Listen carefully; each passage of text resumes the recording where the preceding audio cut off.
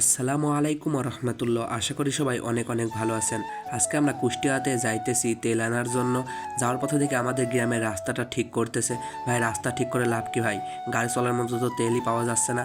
তো আমরা দুইজন বের হয়েছি তেল আনার জন্য। আজকে তেল নিয়েই বাসায় আসবো ইনশাল্লাহ, সেই নিয়তেই বের হলাম।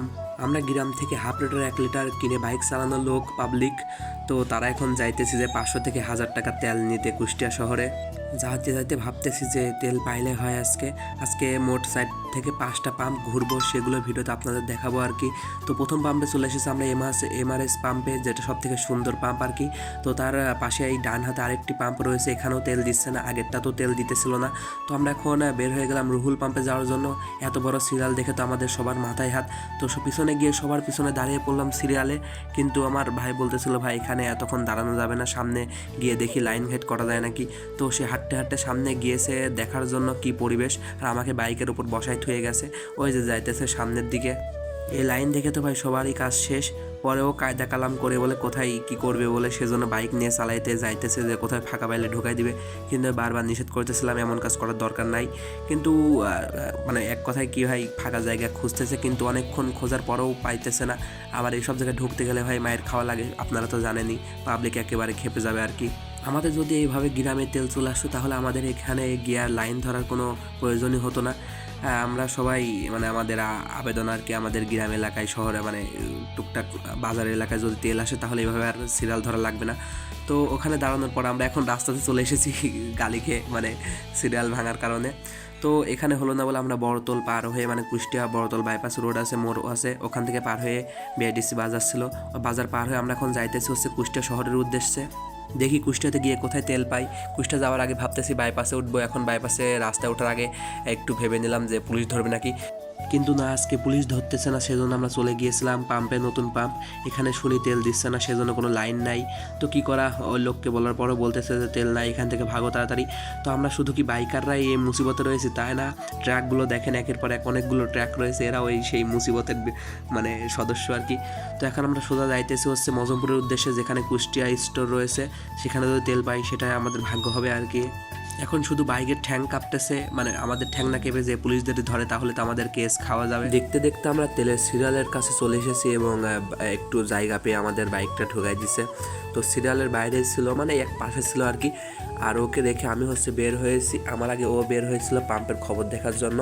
পর আমি গিয়ে দেখি ভাই সেই একটা অবস্থা আর কি, চারিদিকে ভিড়, অনেকগুলো ধাপ করে রাখছে যেন মারামারি হয়। আমার এখানে আবার 2টা বন্ধু দেখা হয়ে গিয়েছিল, আমাদের গ্রাম থেকে এসেছিল আর কি।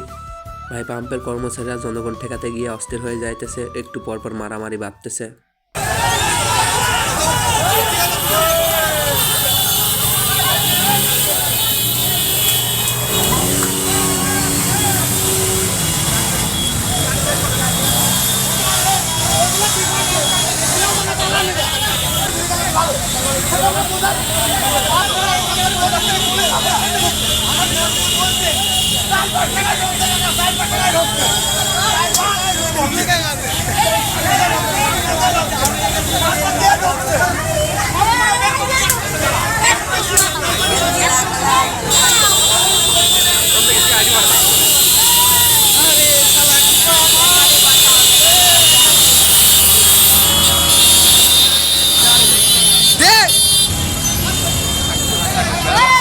পরে মারামারি দেখতে দেখতে আমাদের পানি পিপাসে পেয়ে গেছে। আমরা ভাবতেছি এই শহরে কোথায় যাবো পানি খাইতে। পরে দেখি ওয়াটার পেয়ে গেছে, না আর ওয়াটারমেলন পেয়ে গেছি।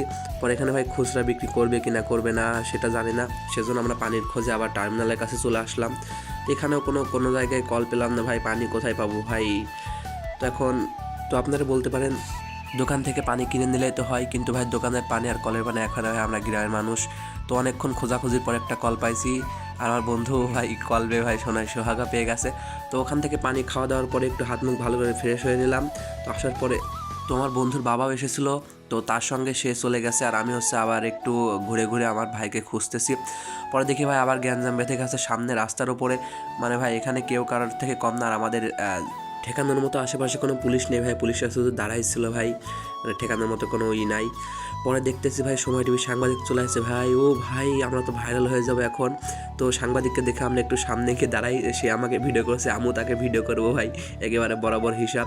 তো অনেকক্ষণ পর সিরিয়াল পাইছে, কিন্তু এখানে ভাই মনে হতেছে যে মানে বাইকের থেকে বাসগুলো বেশি। আর আমার সামনে যে ভাই দাঁড়ায় রয়েছে আমার হেলমেট পরে, তো তেল নিয়ে যাওয়ার সময় ভাই এমন একটা ফিল হইতেছিল ভাই, সবাই লাইনে দাঁড়ায় রয়েছে আর আমরা মনে হচ্ছে যে সোনা মানে মাংনায় ভিক্ষি পেয়ে গেছি। এত রোদে দাঁড়ায় থাকার কারণে একটা স্পিড খেয়ে নিলাম।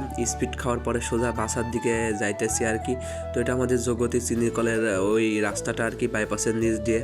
আর সামনে দেখতে পাচ্ছেন আমাদের সে জগতী স্টেশন, পুকুরের ওই পারে আর এখানে সুতার কাজ দড়ি তৈরি হয়। আর আমরা আবার ওই রাস্তা ছেড়ে বটতলের রাস্তা দিয়ে ঢুকেছি ভিআইডিসি বাজারের ওখান দিয়ে, কারণ আমার সালতো ভাই তার বাইকের মিটার হচ্ছে স্টিকার মারবে আর কি, মানে কালারিং স্টিকার।